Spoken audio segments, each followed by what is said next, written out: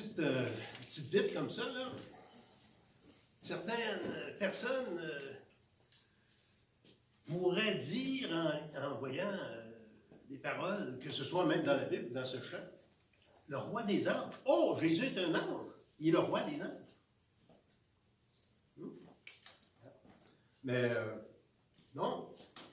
La Bible dit, et toutes les premier chapitre, le deuxième chapitre, l'Épître aux Hébreux, nous souligne qu'il est au-dessus des anges. Il est le souverain des anges. Donc, il est le créateur des anges, qu'on voit dans la Bible. Donc, il n'est pas une créature. Comme certains disent, s'il était un ange, ben, il serait une créature. Mais dans Jean 1, ça dit, tout a été créé par lui. Donc, il n'est pas inclus là-dedans. Bon, il y a 2 semaines, on avait parlé de généalogie. Hein? L'importance des généalogies dans nos vies et dans la Bible. On a commencé une des premières généalogies, hein, dans le chapitre 5 de la Genèse. Mais là, on va regarder une des généalogies de Jésus. Une des généalogies de Jésus dans Matthieu. Dans Matthieu, il y a 2 généalogies. Il y a Matthieu 1 et il y a aussi dans Luc 3, je crois. Mais on va regarder celle de Matthieu aujourd'hui. Et ça nous prépare à la venue de Jésus. On va lire Matthieu 1 et les versets 1 à 17.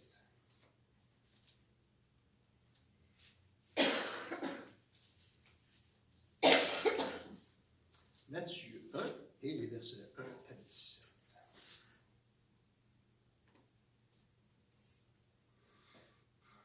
Généalogie de Jésus-Christ, fils de David, fils d'Abraham.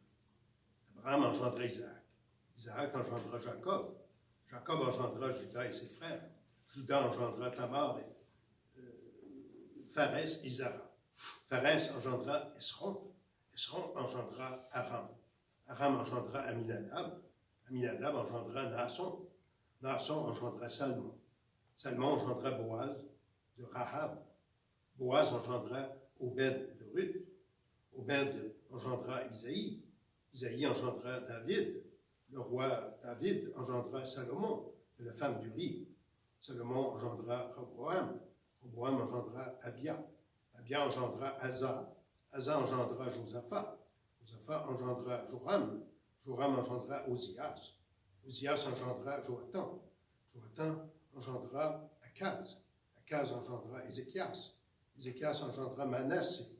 Manassé engendra Amon. Amon engendra Josias. Josias engendra Jéconias et ses frères, au temps de la déportation à Babylone. Après la déportation à Babylone, Jéconias engendra Salatiel. Salatiel engendra Zorobabel. Zorobabel engendra Abiud. Abiud engendra Eliakim. Eliakim engendra Azor. Azor engendra Sadoc. Sadoc engendra Hakim. Hakim engendra Eliud. Eliud engendra Éliazar. Éliazar engendra Mathan. Mathan engendra Jacob. Jacob engendra Joseph, l'époux de Marie, de laquelle est né Jésus, qui est appelé Christ. Il y a donc en tout 14 générations, depuis Abraham jusqu'à David, 14 générations, depuis David jusqu'à la déportation à Babylone, et 14 générations depuis la déportation à Babylone jusqu'au Christ. Le Seigneur bénisse sa parole, il nous aide à retirer quelques bénédictions pour nos âmes. Prions. Seigneur notre Dieu, nous arrivons encore à une autre de ces généalogies. Et Seigneur, aide-nous à détecter, à déterrer les perles qui peuvent se trouver, qui se trouvent dans ces textes qui semblent, à première vue, un peu arides et inintéressants. Seigneur, aide-nous à méditer ces choses et à méditer sur ce que tu veux nous dire concernant Jésus. C'est en son nom que nous te prions. Amen.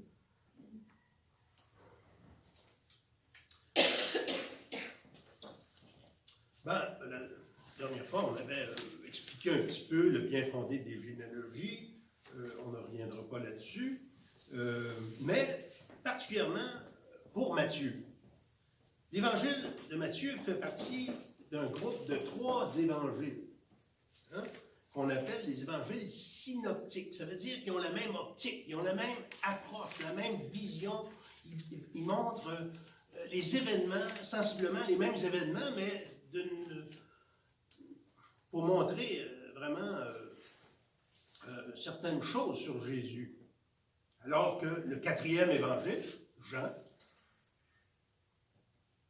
ne parle pas des mêmes événements. Hein? La préexistence de Christ, Christ avant qu'il vienne sur la terre, hein? Jean 1, les autres évangiles n'en parlent pas. Et la moitié de l'évangile de Jean, à partir du chapitre 12 jusqu'au chapitre 21, est consacrée à la dernière semaine de la vie de Jésus. Alors que les autres évangiles sont un peu plus, comment je pourrais dire, un peu plus variés dans les événements. Chaque évangéliste a son but. Chaque auteur des évangiles a un but. Hein? Matthieu était un juif et il écrit pour des juifs. C'est pour ça qu'il va citer beaucoup de prophéties de l'Ancien Testament, de la loi juive, et pour montrer que Jésus est le Messie que les Juifs attendaient. Hein? Marc avait un autre but, il a écrit pour les Romains, et il montre que Jésus est le serviteur de Dieu. Luc a écrit pour les Grecs, et il montre que Jésus est le Fils de l'homme, et l'homme parfait. Hein? Et c'est pour ça qu'on voit beaucoup de miracles sur la guérison que Jésus fait. Et surtout que Luc était un médecin lui-même. Hein? Les guérisons l'ont beaucoup marqué. Dieu a tout utilisé ça par son Saint-Esprit. Il a utilisé les personnalités de chaque évangéliste pour communiquer son message. Hein? Dieu n'a pas inspiré chaque évangéliste, chaque auteur biblique, alors qu'il était en transe et qu'il ne savait pas ce qu'il écrivait. Non, non. Ils ont fait des recherches. Luc a fait des recherches.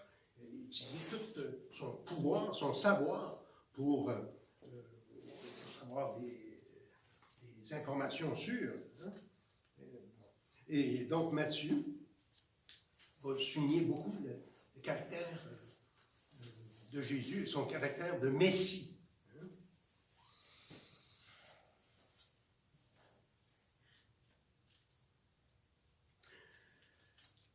Les généalogies sont importantes. Et on en a parlé l'autre fois, mais je vais vous donner un exemple. Un exemple qui est relaté à Internet. À un moment donné, il y a un chercheur qui a, aux États-Unis, fait la généalogie de 2 types différents. Deux personnages différents. Jonathan Edwards, qui était un grand prédicateur de réveil et un homme très cultivé et un homme de Dieu là, qui vraiment voulait servir le Seigneur. Et ils ont fait aussi la généalogie, les recherches généalogiques sur un escroc qui était en prison et tous ses descendants, les descendants de chacun. Jonathan Edwards, à l'âge de 13 ans, et plus tard, il est devenu... il a commencé à étudier à l'université Yale à l'âge de 13 ans. Et plus tard, il est devenu président de l'université Princeton. Il s'est marié avec Sarah, hein, son épouse, en 1727, et ils ont été bénis de 11 enfants. Et chaque soir, lorsque M. Edwards rentrait à la maison, il passait 1 heure avec sa famille. Hein? Il conversait, puis il parlait de la parole, et puis priait avec eux, il bénissait chaque enfant. Et Jonathan Edwards et son épouse Sarah ont laissé un héritage impressionnant donc, à leurs enfants. Et celui qui a fait ces études-là, sur la vie de ces généalogies, c'est M. Winship. Hein? Et il a fait la généalogie aussi de Max Jukes, qui lui était un malfaiteur. L'héritage de Max Jukes est venu à l'attention des gens quand l'arbre généalogique de 42 hommes différents 42 hommes différents du système pénitentiaire, donc de la prison à New York, remontaient à son nom. Dans les descendants de Jukes, il y a eu 7 meurtriers, 60 voleurs, 190 prostituées, 150 autres condamnés, 310 pauvres et 440 qui ont été physiquement détruits par la dépendance à l'alcool. Des 1200 descendants qui ont été étudiés, 300 sont morts prématurément, les descendants de ce monsieur-là. L'héritage de Jonathan Edwards comprend un vice-président des États-Unis, un doyen d'une faculté de droit, un doyen d'une école de médecine, 3 sénateurs américains, 3 gouverneurs, 3 maires, 13 présidents de collège, 30 juges, 60 médecins, 65 professeurs, 75 officiers, 80 titulaires de charges publiques, 100 avocats, 100 membres du clergé et 285 diplômés de niveau collégial. 2 individus qui ont eu une vie différente et les conséquences sur toutes les générations qui ont suivi. Comment peut-on expliquer cette différence sur le plan de la descendance? Edward a été un homme de Dieu, mais il était aussi travaillant, il était intelligent et il avait une grande moralité. Et l'auteur précise une grande partie de la capacité, le talent, l'intensité et le caractère de plus de 1400 de la famille d'Edwards est dû à Madame Edwards, à l'amour qu'elle avait pour ses enfants et la transmission de la foi. Donc, on voit souvent Jonathan Edwards a écrit beaucoup de livres et tout ça, mais Mme Edwards, elle avait un grand rôle. Donc, la généalogie nous aide à les connaître, à connaître qui étaient ces personnes-là et toutes les racines de ceux qui ont suivi. Bon, le but pour lequel on retrouve les généalogies dans Matthieu et dans Luc, l'Évangile de Luc, même chose. Ils ont chacun un objectif. Matthieu avait un objectif. Luc avait un objectif.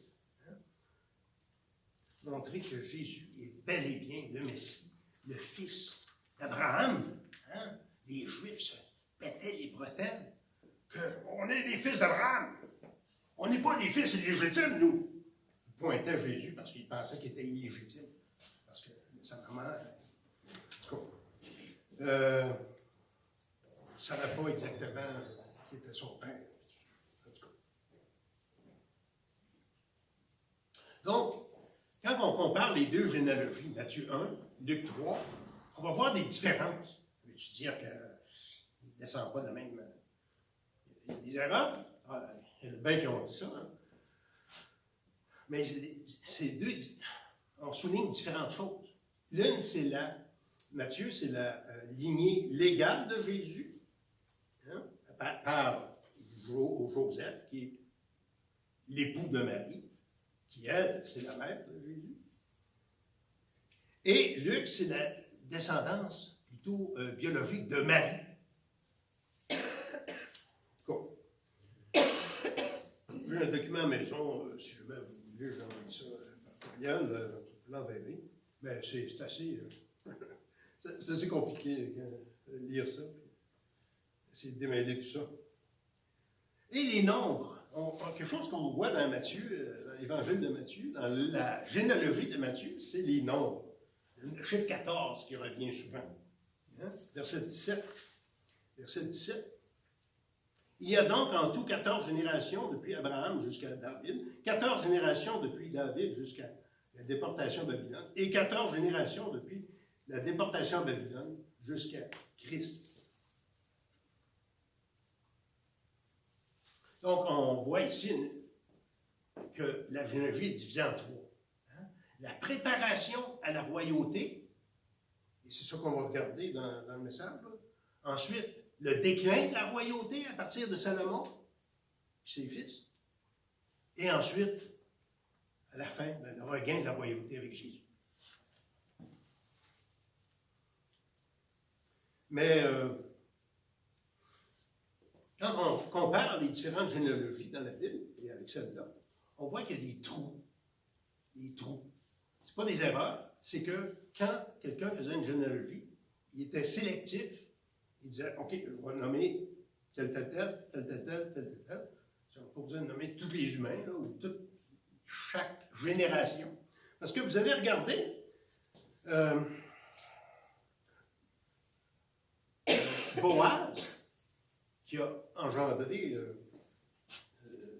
dont l'épouse était Rahab. Non. Dont l'épouse était Ruth. Qu'est-ce qu'il y a ici? Verset. OK. On va voir ici. Verset 5. Verset 5. Ouais, c'est ça. Salomon, ou pas Salomon, là, Salmon, engendrait Boaz de Rahab.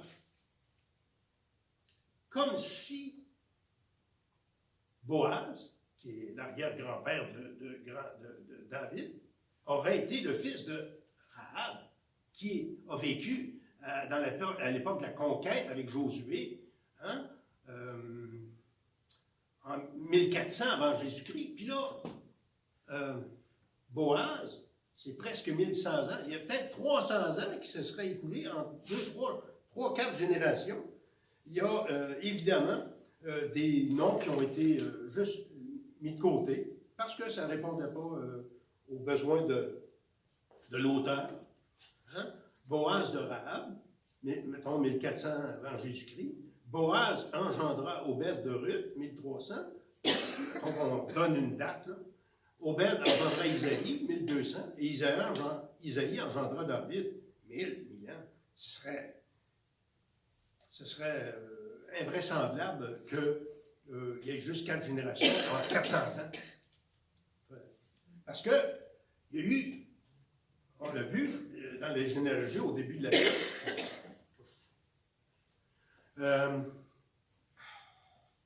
on donne les noms, les âges des gens. Okay? Là, on ne donne pas les âges. C'est ça. Comme je disais, il y a certains trous dans la généalogie. Et c'est que les auteurs sont sélectifs parce que la généalogie est là pour répondre à besoin. Besoin de montrer la lignée légale, la lignée de Jésus qui est s'enracine dans la royauté en tant que fils de David.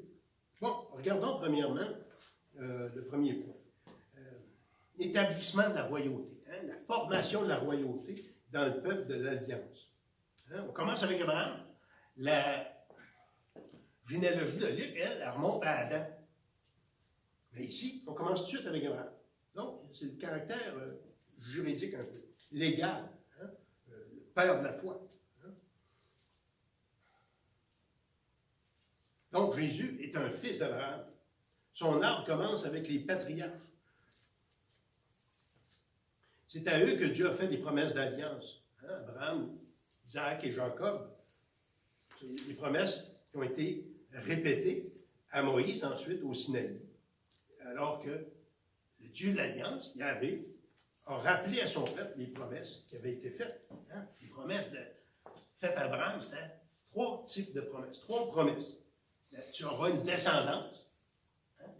Tu auras une postérité. Même si Abraham et Sarah avaient 90 ans montant, Dieu a permis qu'ils puissent engendrer Isaac. Et d'Isaac, il y a eu Jacob et il y a eu les 12 tribus d'Israël, les 12 fils d'Israël.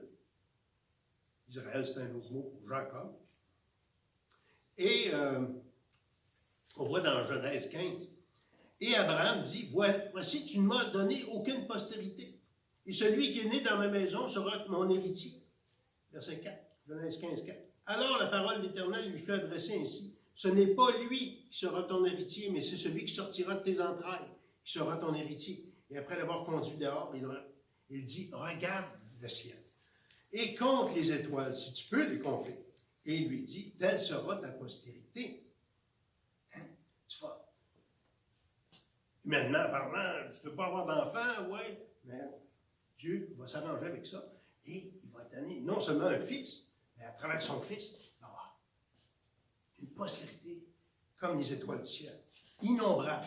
Autrement dit, avec la lumière du Nouveau Testament, on voit que la postérité d'Abraham, réelle, c'est les croyants, ceux qui ont la foi d'Abraham. C'est pas le vrai juif, Paul dit, c'est pas celui qui est selon la chair, mais c'est celui qui est dans le cœur, avec la foi d'Abraham. Et donc, en Jésus-Christ, la postérité d'Abraham, c'est l'Église. Et il y en a des milliers, des milliers, des milliers. C'est innombrable. C'est pour pour ça qu'il dit dans l'Apocalypse, il va y avoir des myriades de gens qui vont se tenir devant le trône de Dieu, ils vont louer Dieu, racheter. Donc, une postérité, il y avait aussi comme deuxième aspect de la promesse d'alliance à Abraham, le pays. Okay? Dieu a donné le pays promis, la terre promise. Et finalement, toutes les nations de la terre vont être bénies en ta postérité.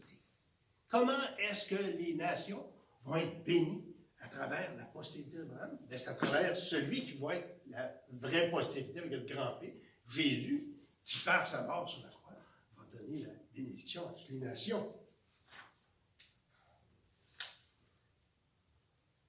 Et ça, on voit beaucoup dans l'Épître aux Galates, qui fait ce rapport-là entre la postérité d'Abraham et Jésus. Et donc, dans toute cette période-là, ici, qu'on voit dans les premiers versets de la généalogie, Dieu prépare son peuple au salut.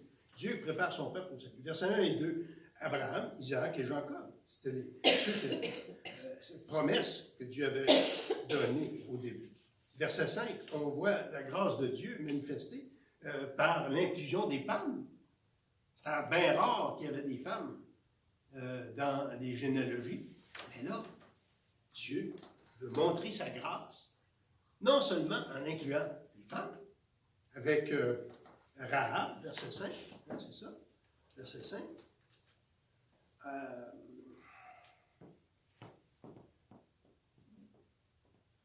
Oui, verset 5. Salmon engendra Boaz de Rahab, Boaz engendra Obed de Ruth. Hein? Dans le même segment, hein? Rahab et Ruth. Hein? Tout lié à la, comment je pourrais dire, à l'arbre généalogique de Jésus. Hein? Et c'était des non-juives, ces femmes-là. Hein? Rahab, elle était cananite, elle était de Jéricho. Et Ruth, elle était une Moabite. Elle est devenue la grand-mère de David, qui lui va être l'ancêtre de Jésus. Et aussi Bathsheba, verset 6. Verset 6. Obed engendra Isaïe engendra David, le roi David engendra Salomon de la femme d'Uri. Donc, encore là, la femme d'Uri, elle a une grande valeur. Alors,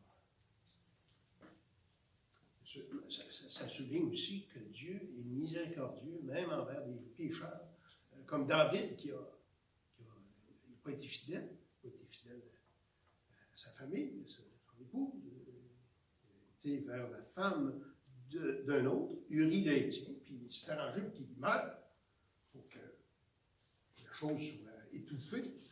Mais Dieu a envoyé le prophète Nathan, puis Dieu le rejoint, alors qu'il cherchait à se cacher. Mais cet enfant-là, il est mort, par exemple. Ouais. Et dans le Nouveau Testament, ben, on voit aussi comment Jésus a privilégié les femmes, qui ont donné une place importante, hein, la femme syro-phénicienne. Hein? Au début, Jésus lui disait, je suis venu pour les brebis perdues de la maison d'Israël. Mais avec sa persévérance, Jésus a dit, j'ai jamais vu une foi aussi grande. Et la femme samaritaine, Marthe et Marie, Marie-Madeleine, la femme prostituée aussi. Hein? Jésus va, ne pêche plus. Mais il a manifesté sa miséricorde. Alors que les religieux, les gens de la classe UP, ne faisaient pas de cas de personne et avaient un caractère de juge, hein, se voyaient comme étant sans faute, eux, et imposaient leur jugement sur les autres. Et donc, tel père, tel fils. Hein? Dieu a manifesté sa miséricorde dans l'Ancien Testament, et Jésus a manifesté sa miséricorde dans le Nouveau Testament. Avant David, on avait un régime, avant le roi David, on avait un régime théocratique. Ça veut dire qu'il n'y avait pas de roi humain, c'était Dieu qui était le roi. Hein? théocratie. Là, les gens voulaient être comme tout le monde. Tout le monde a des rois. On en veut un roi, nous. OK, Dieu dit, prenez-en un roi, là. Puis il y a eu Saül, puis c'était pas un bon roi, hein, puis il n'a pas fait long feu. Et là, Dieu a choisi plutôt David, qui est un roi selon le cœur de Dieu, même s'il fait ses erreurs. Hein, Dieu a pardonné. On voit ça dans le psaume 32, on voit ça dans le psaume 51, hein, comment il était conscient de son péché et conscient de son pardon de Dieu. Mais il y a eu des bons rois, certains bons rois, comme il est dit dans, en tout cas, il y a Abia, Asa, Josaphat, Jotham, Ézéchias. Il a contribué à restaurer le culte, alors les gens étaient en idolâtrie. Ben, il a restauré le culte à Dieu. Donc Ézéchias, Josias aussi, hein, il a restauré le culte. Il a retrouvé, avec ces gens, ils ont retrouvé dans le temple la Torah, hein, la loi de Dieu, la parole de Dieu qui avait été oubliée. Hein? Quand ils se sont mis à lire ça, wow, c'était un réveil. Hein? Puis, vous savez, quand les gens redécouvrent la parole de Dieu, hein, comme ça s'est fait à la Réforme, ils ont redécouvert la parole de Dieu. Il y avait des endroits au Moyen Âge où il y avait des gens qui étaient proches de la parole de Dieu. Mais avec la Réforme, au 16e siècle, ben là, ça a été avec une plus grande intensité. Et ça occasionne un réveil. Hein? Découverte de la parole de Dieu t'amène à lire la parole de Dieu, à être conscient de qui est Dieu, de qui tu es, et qu'est-ce que Dieu a fait avec Jésus à la croix pour tes péchés. Et ça occasionne un réveil dans les cœurs. Toutes les fois qu'il y a des réveils, hein, dans différents coins du monde, ben, c'est en raison de la parole de Dieu qui est rendue accessible et qui ne l'était pas avant. Donc, on se chemine vers la royauté. Et là, ensuite, versets 12 à 16, ben là, à partir de Salomon, ben, la royauté décline. Hein? Salomon, qui avait des milliers de femmes et concubines, puis là, il allait offrir des sacrifices à la divinité de ces personnes-là, de ces femmes. Donc, il s'est éloigné de Dieu. Et donc, versets 12 à 16. Après la perte de la royauté,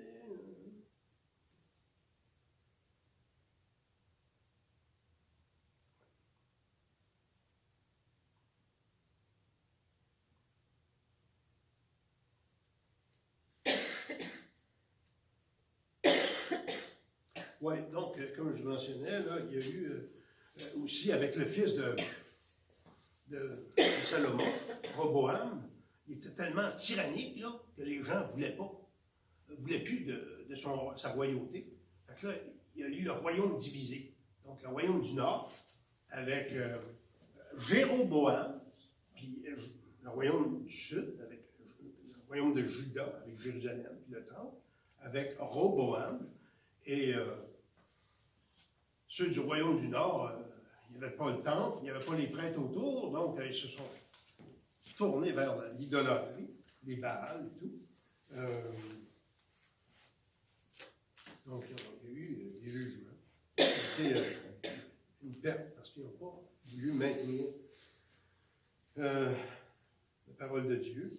Et le roi Roboam, qui n'a pas suivi les bons conseils des personnes âgées, il a plutôt cherché à suivre les conseils de ses pairs, hein, ses PAIRS, ses amis, et il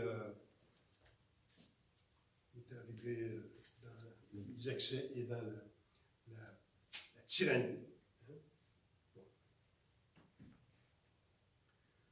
On peut comparer le peuple d'Israël souvent à un thermomètre.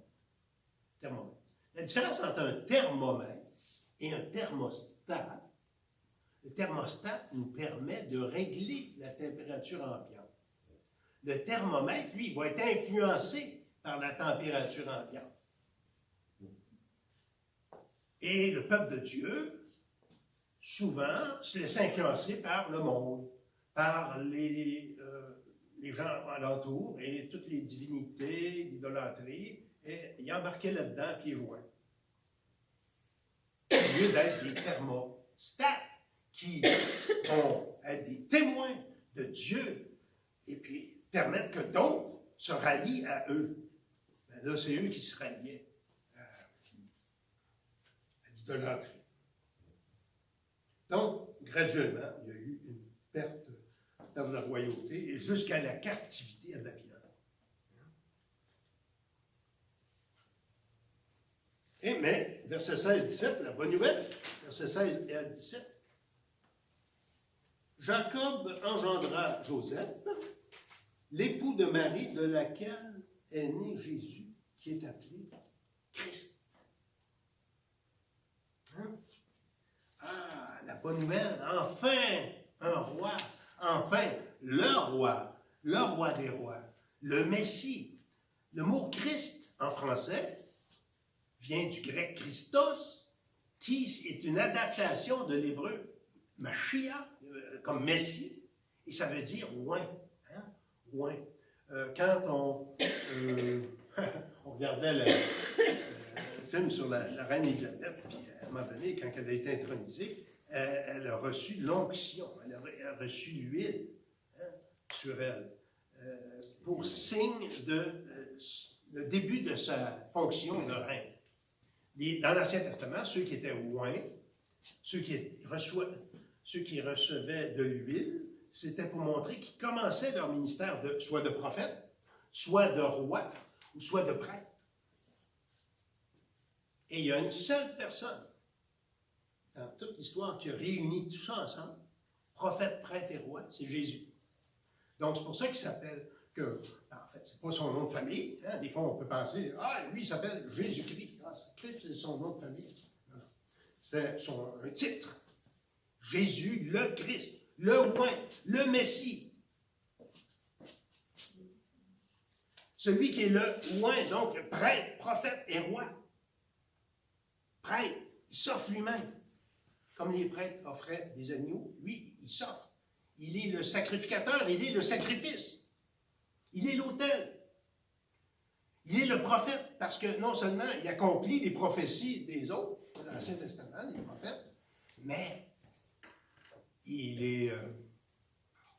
donc il accomplit et il est la révélation de Dieu sur terre. Tout comme la différence entre un prêtre et un roi, entre un prêtre et un prophète, le prêtre parle à Dieu pour les hommes. Il intercède pour eux. Le prophète parle aux hommes de la part de Dieu. Jésus a tout fait ça. Non seulement il parlait aux hommes de la part de son Père, mais il était lui-même la révélation. Jacob engendra Joseph, l'époux de Marie, de laquelle est né Jésus, appelé le Christ. La semaine prochaine, on va parler des noms de Jésus, plus en détail. Mais, on voit une différence ici. Dans toute la généalogie, ça dit tel et tel engendra tel et tel. Tel et tel engendra tel et tel. Hein? Engendra. Ici, l'ordre normal est complètement interrompu et ça dit Jacob engendra Joseph, l'époux de Marie, de laquelle est né Jésus. Ah, c'est pas Joseph qui a engendré Jésus, c'est Marie. Joseph n'a eu aucun rôle là-dedans. C'est le Saint-Esprit qui a rendu capable Marie d'enfanter Jésus. Donc la chaîne normale de la génération, de la reproduction, s'arrête ici. Parce que c'est un miracle unique. Il n'y a pas d'autres personnes qui ont été le fruit de cette incarnation, le fruit de cette action du Saint-Esprit. Comme j'ai déjà mentionné le passé, bon, Sarah et Abraham ont eu l'enfant, mais c'est l'implication des deux. Hein? Ce n'était pas, comme ici, uniquement Marie. Donc Jésus est le fils de David, celui qui a été prophétisé et celui de David. Donc, beaucoup de prophéties qui ont été accomplies. Hein, on peut en mentionner quelques-unes. Isaïe 9, hein, on va le chanter tout à l'heure, ce beau cantique. Mais Isaïe 9, on l'appellera un miracle, conseiller, Dieu puissant, Père éternel, prince de la paix. Donner une paix sans fin au trône de David. Hein? Et à son royaume. Voilà ce que fera le zèle de l'Éternel des armées. Une autre prophétie, ben on l'a lu tout à l'heure dans le psaume 2. Et cette prophétie-là du psaume 2, j'ai oint mon roi sur ma montagne sainte, tout ça, c'est répété souvent dans les Actes des Apôtres comme étant accompli en Jésus-Christ. En Jésus-Christ. Il est le roi des rois que tu as oint. Et dans le psaume 110 aussi, il y a 6 citations dans le Nouveau Testament du psaume 110, quand il dit « De David, psaume, parole de l'Éternel à mon Seigneur, assieds-toi à ma droite jusqu'à ce que je fasse de tes ennemis ton marchepied. L'Éternel étendra de Sion le sceptre de ta puissance, domine au milieu de tes ennemis. » Donc, ce verset-là, « Assieds-toi à ma droite jusqu'à ce que je fasse tes ennemis ton marchepied », appliqué à Jésus au moins à 6 différentes fois, 6 différentes reprises dans le Nouveau Testament, surtout dans l'Épître aux Hébreux, Hébreux 5, verset 6, Hébreux 5, verset 10, Hébreux 6, verset 20, 7, 11, 7, 17 et 7, 21. Ah, non. Je me suis devancé un petit peu. C'est dans les Évangiles, Matthieu 22, Marc 13. Bon. Et dans le même psaume, là, on dit « Tu es sacrificateur pour toujours selon l'ordre de Melchisédek. » Bien là, ça se retrouve 6 fois dans l'Épître aux Hébreux. Jésus est le prêtre selon l'ordre de Melchisédek. Pas descendant de Lévi, mais selon l'ordre de Melchisédek. Ça veut dire un sacerdoce qui ne termine pas, qui ne se termine pas, qui est sans cesse, sans interruption. Hein? Dans l'Ancien Testament, quelqu'un était prêtre, il mourait, ben là, il faut en élire un autre. Il faut que quelqu'un prenne sa place. Jésus est ressuscité et il demeure toujours. Plus besoin d'autres prêtres aujourd'hui.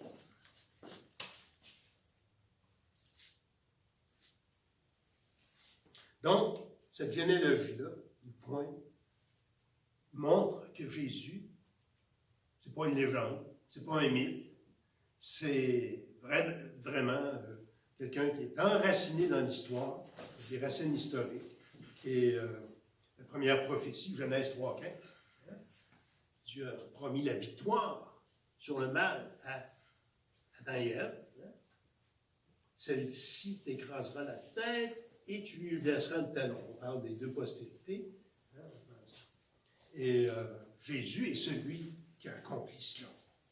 Il a dépouillé les dominations des autorités en les publiant en spectacle. Hein? Satan ne peut plus rien contre les élus. Oh, il gigote.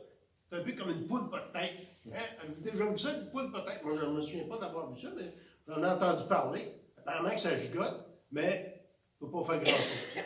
Ils sont plus bonnes à grand-chose. Hein?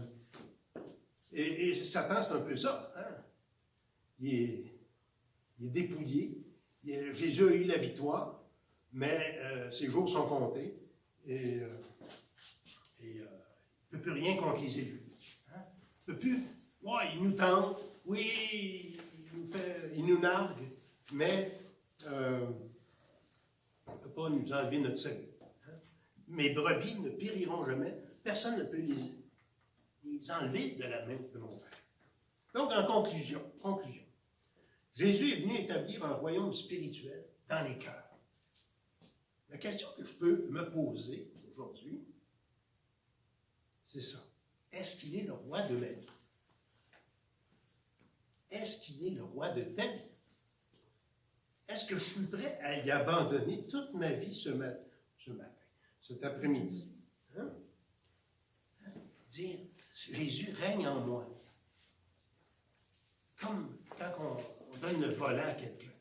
Hein? La personne va me conduire. Ben, Jésus, prends le volant de ma vie. Conduis-moi. Je vais te suivre. Et je me confie en toi. Et on va prendre la Sainte-Seine. Ben, c'est une occasion Sainte-Seine, de pouvoir méditer sur ce que Jésus a fait et les implications que ça a dans ma vie. Hein? Est-ce que ma vie reflète la profession de foi? Hein? S'il a sauvé Rahab, Ruth, il a sauvé David, Matthieu, un publicain, ben, il peut nous sauver lui aussi. Il ne nous rejettera pas. Ne mettrai pas dehors celui qui vient à moi. Prions.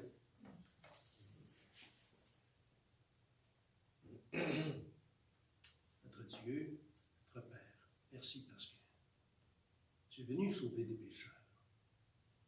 Tu n'es pas venu pour ceux qui le méritaient, mais pour ceux qui étaient en deçà de tes exigences. Et Jésus, lui, a rempli ses exigences.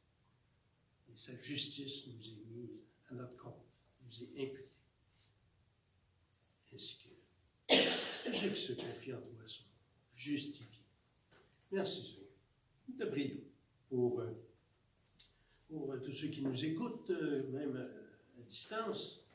Seigneur, que plusieurs puissent se confier en toi, se donner à toi et découvrir que c'est tellement bon de t'avoir comme notre roi des rois, comme notre Seigneur.